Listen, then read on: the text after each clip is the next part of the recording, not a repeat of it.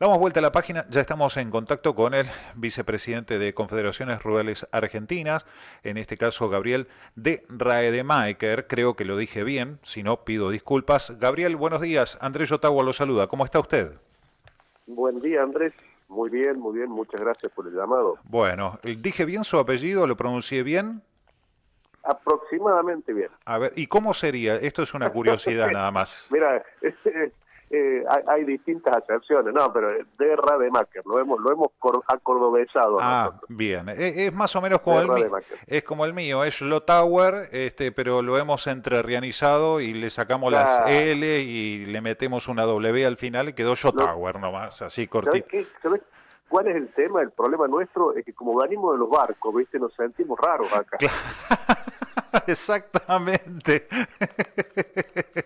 ¿Viste? Uno pisa tierra y después no sabe bien para dónde encarar. Sí, a mí me bajaron de un carro ruso. De esos carros de cuatro ruedas medio pintado verde y negro, bueno, de esos, así que exactamente, venimos exactamente de los barcos. Bueno, Gabriel, hay varias cuestiones que le queríamos comentar o consultar, ¿no? Y al respecto usted se expresó en los últimos días al respecto, ¿no? De estos dichos de Alberto Fernández donde se refirió a los productos para controlar malezas, a los fitosanitarios y demás como agrotóxicos. Y usted se expresó en ese sentido y fue muy tajante. Me gustaría una reflexión al respecto de esto. Mira, nosotros hemos tenido en Córdoba durante mucho tiempo un enfrentamiento muy grande con estos grupos ambientalistas extremos, o que hacen del ambientalismo un extremismo, o del ambiente un extremismo para expresarse, para tener algún espacio en la prensa, ¿no? De alguna manera, alguna influencia política. Son grupos que tienen un fin mucho más allá del cuidado del medio ambiente, que todos cuidamos y de lo cual estamos todos preocupados. Y uno de los términos justamente que surgía como bandera por parte de ellos era esto de agrotóxicos. Y en realidad hay muchísima bibliografía, pero muchísimo escrito, no en el país, sino en todo el mundo, respecto a toda una industria y un desarrollo de conocimiento atrás de estos productos que son remedios para plantas. Por eso reciben el nombre de fitosanitarios. Entonces, hablar así livianamente de agrotóxicos implica tomar un posicionamiento en una vereda que es muy contraria primero a la realidad, segundo a la ciencia y tercero a un enfrentamiento entre el campo y estos grupos ambientalistas extremos. Y se toma como una nueva provocación, como una nueva intención de enfrentar al campo con el resto de la sociedad. Por eso me nació esa necesidad de, cuanto menos, informarle al presidente, porque seguramente está mal informado o sus asesores le llevan información cambiada sobre cuál es la verdadera realidad productiva, sanitaria, de lo que es la principal fuente de ingresos al país, que es la producción agropecuaria. Ujú. Es como si nosotros a los antibióticos le llamáramos biocidas. A Claro. ver, el nombre antibiótico está diciendo antivida. Entonces, fíjate si tuviéramos esa misma forma de asimilar el antibiótico como la que pretende darle el presidente con la expresión agrotóxicos. Son productos sanitarios, fitosanitarios que correctamente recetados, aplicados, en medios producidos, traccionados, transportados, son una herramienta indispensable para la producción sana de alimentos. Claro. Y en este caso, ¿por qué cree que tiene este discurso? Teniendo en cuenta, hoy por hoy, porque el Estado Nacional se nutre de los ingresos principalmente de los impuestos y ahí está precisamente la producción privada haciendo el ingreso de divisas dentro de lo que son los impuestos internos y también de retención en lo que hace materia de exportaciones. ¿Por qué se demoniza esto de alguna manera? uno no termina de entender cuál es el verdadero objetivo que hay atrás de no solo de esta expresión, sino de un rosario de expresiones realmente desafortunadas del presidente que busca, uno imagina desesperadamente, reposicionarse ante una opinión pública cada vez más adversa como consecuencia de muchos actos de gobierno fallidos y la cercanía a las elecciones.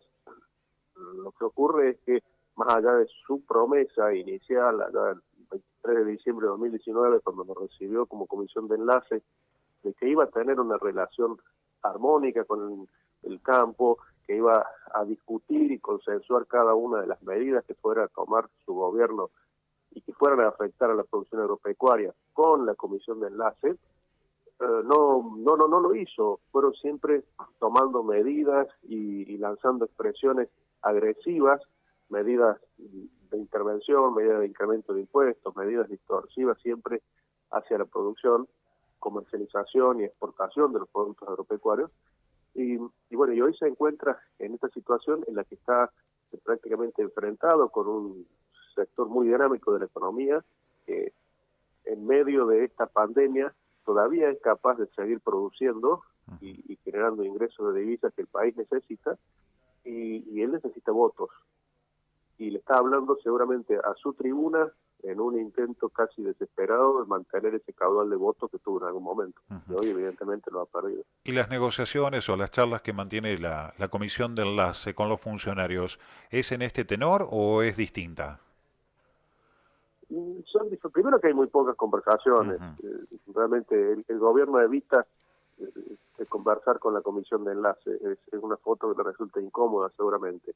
Y las conversaciones son mayoritariamente cuando ocurren en otro tenor, en el tenor de búsqueda de soluciones, siempre dentro de un libreto que tiene el gobierno, que es recaudatorio y de una vocación de intervención en distintos aspectos económicos y de producción, pero en un clima, si se quiere, más amigable. Pero dejemos claro que el gobierno evita hablar con los interlocutores de la comisión de enlace y prefiere arrogar representatividad del campo a otras entidades, a otros actores, en desmedro justamente de la construcción de una relación que debería ser muy positiva y que sí ocurre, por ejemplo, en gobiernos provinciales.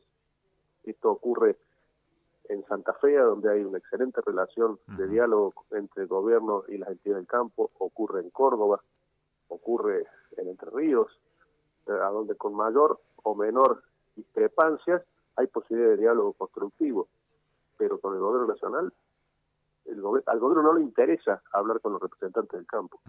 Y usted hacía referencia a Santa Fe, a Córdoba, a la provincia de Entre Ríos. ¿Cree que los funcionarios políticos de turno de estas tres provincias de la región centro que usted ha mencionado pueden tener algún tipo de injerencia a la hora de las decisiones a nivel nacional? Empiezan a haber preocupaciones provinciales porque nadie quiere quedar pegado a un fracaso inevitable. Pensemos que este tipo de medidas que adopta el gobierno, como esta emblemática del cierre de exportaciones de carne, tienen un final que sabemos que va a ser catastrófico para la producción, para el país, para los productores y para el precio de la carne, porque esto ya lo hemos vivido. Y los gobiernos provinciales cada vez de manera más evidente empiezan a diferenciarse de estas decisiones. Ayer ha habido un pronunciamiento muy fuerte en este sentido por parte de Santa Fe y Córdoba en una reunión conjunta a la que por supuesto se trata de quitarle la visibilidad de las primeras páginas de los diarios para evitar entrar en un enfrentamiento franco con el gobierno nacional, pero la preocupación de los gobiernos provinciales es muy grande. Los funcionarios se han pronunciado con una preocupación, sobre todo no solamente en lo que hace si nos metemos particularmente en el tema cierre de exportaciones, la preocupación no solamente en el sector primario, sino también en materia de frigoríficos y la mano de obra de frigoríficos. ¿Usted cree que esto pueda llegar a tener algún tipo de vuelco? Cuanto menos esperemos que tenga la posibilidad de lograr que esta medida realmente llegue hasta el 20 de junio y no se prorrogue. Todos tenemos la sospecha de que como ocurre siempre con este tipo de intervenciones, es muy fácil entrar, empezar y después es muy difícil salir, desatar ese nudo que se genera con ese tipo de prohibiciones. Mientras más pase el tiempo, más complicado va a ser, mayor enfrentamiento va a haber entre el gobierno y la producción y más difícil va a ser desarticular esta medida, este conflicto que ya ha empezado y se va a ir incrementando si no hay una rápida marcha atrás por parte del gobierno. Esperemos que los estados provinciales o los gobiernos provinciales que se empiezan a involucrar realmente puedan generar una instancia de diálogo que le va a venir bien a todos los actores y le va a venir bien al país. Tener este enfrentamiento es totalmente inapropiado, sobre todo en un momento tan complicado social y económicamente como el que está pasando el país. Gabriel, por otro lado, bueno, se acaba de lanzar una mesa agroalimentaria argentina particular. ¿Cuál es su opinión al respecto?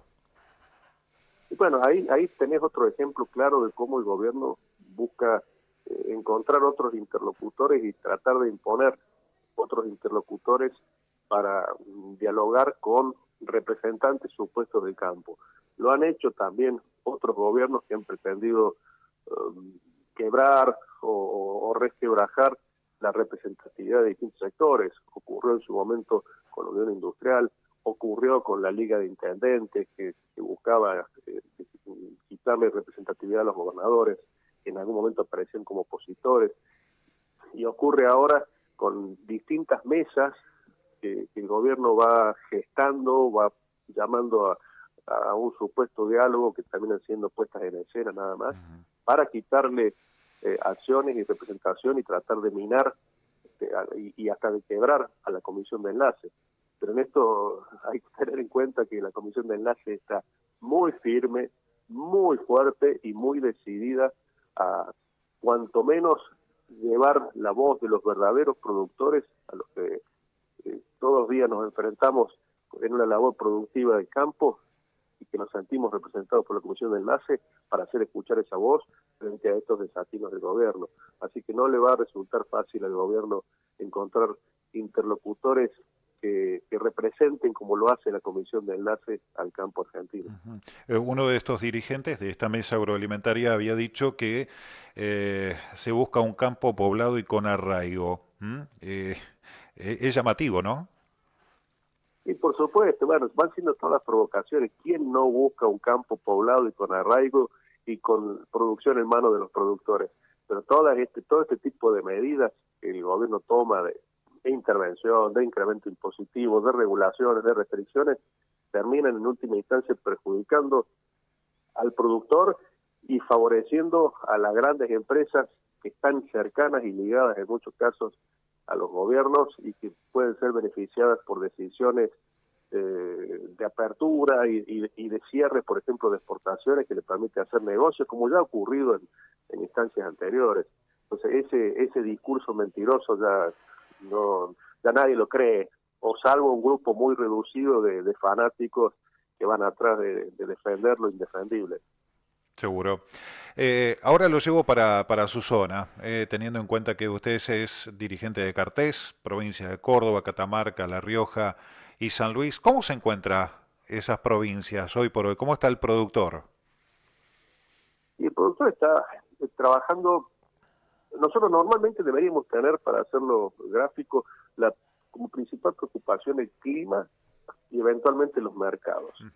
Pero ocurre que para eso el productor, si se quiere, tiene algún tipo de defensa, diversificación de producción, seguros y demás, más allá de que sea una de las causas que restringen o condicionan la producción. Pero hoy el productor está fundamentalmente preocupado y condicionado en su actividad productiva por las decisiones del gobierno y está trabajando a la defensiva, viendo de qué manera preserva su condición de productor, continúa pudiendo ser productor frente a los desafíos que está tomando el gobierno y a lo que preocupa que puede llegar a ser de aquí en adelante. Porque este tipo de intervenciones a la carne, después sabemos que ya hubo un intento con el maíz, puede ocurrir con el trigo, puede ocurrir con la leche. Entonces esto genera un clima de producción y de inversión que es muy poco amigable con el productor, y el productor actúa en consecuencia viendo cómo asegura cuanto menos su supervivencia.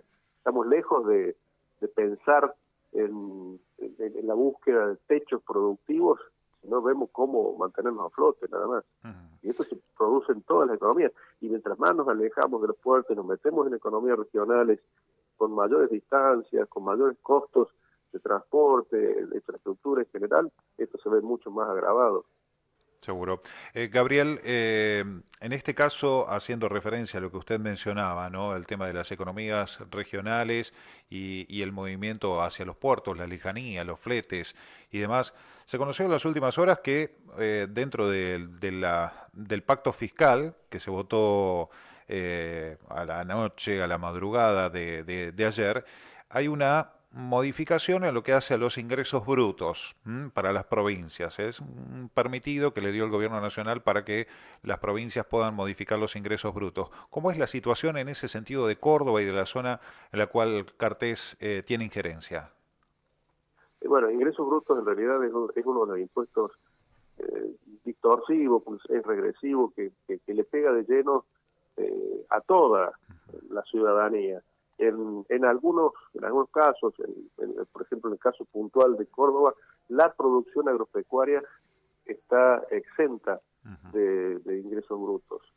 No así el transporte, no así los servicios en general, servicios de cosecha, servicios de siembra, servicios de pulverización, a donde sí se encuentran alcanzados. Entonces, la producción directamente no, pero todo lo que gira en torno a la producción sí. Y es uno de los impuestos que en el corto plazo habría que intentar reemplazar, eliminar por alguno que no sea tan regresivo, que traslade tantos costos hacia el consumidor incluso. Pero hay que reconocer que es uno de los pilares de recaudación de todas las provincias. Seguro. Aquí hace falta una reforma fiscal integral.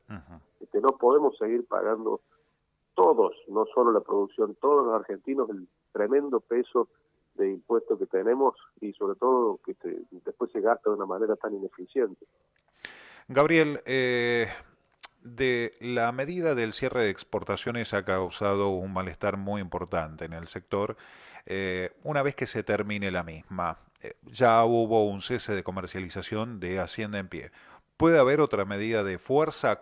¿Qué es lo que se escucha por allí entre los cordobeses, la gente de San Luis y demás? ¿Cómo es el ánimo?